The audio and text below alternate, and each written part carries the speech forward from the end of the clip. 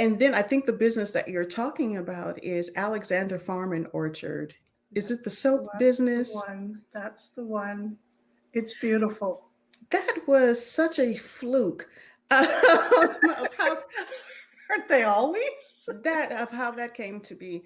So I have a garden in my backyard, and I named it. Now this is a backyard garden, a suburban backyard garden, affectionately named Alexander Farm and Orchard. Two fruit trees at the time, and maybe an okra plant or two, and some tomato plants and cucumbers.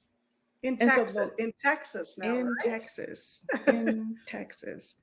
And so, and so the first year, I think the first 2 years, the first year that I grew cucumber, I had way too many I overshot. I had maybe like 5 or 6 plants, and that's just crazy for a family of 4 with all those cucumbers. That Totally, and you totally. can't I haven't found a way to effectively, if you can you freeze cucumbers? I haven't Nope. found a I didn't think so. Pickle them, and we don't eat that Pickle. many pickles, right? And so I Yeah. couldn't give them away. I was taking them to the food bank, because I do believe in that, and you share the abundance. And so I would take Mhm. them over to the food bank, and then I decided it's like, well, you know what? It's like I can make soap out of these cucumbers, and I'll give them away to clients.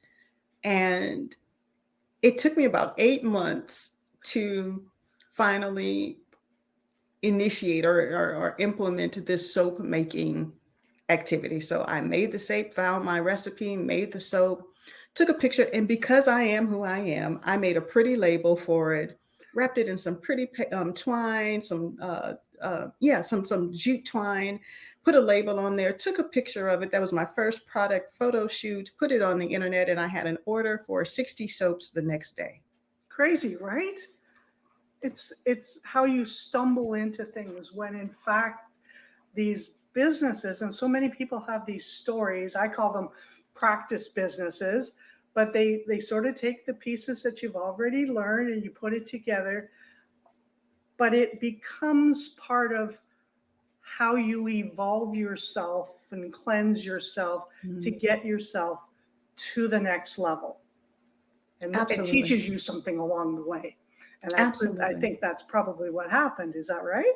Absolutely. Because as a designer, as a marketer, those are service-based businesses.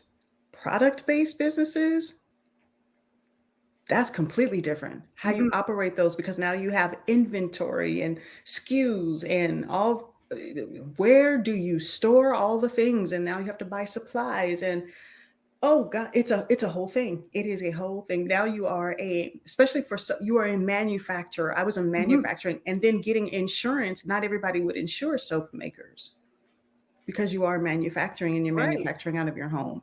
And So you're in the health and wellness space.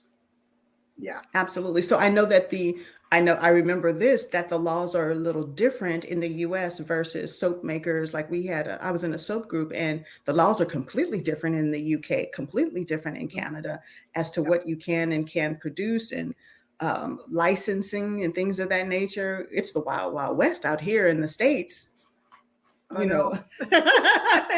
It's the wild, wild west. Yep. But So, it and was you got to grow your cucumbers at the same time. right? And so it was such an experience. And so we kind of became these homesteaders. We, have water, rain barrels now to catch rainwater. And, the garden has expanded.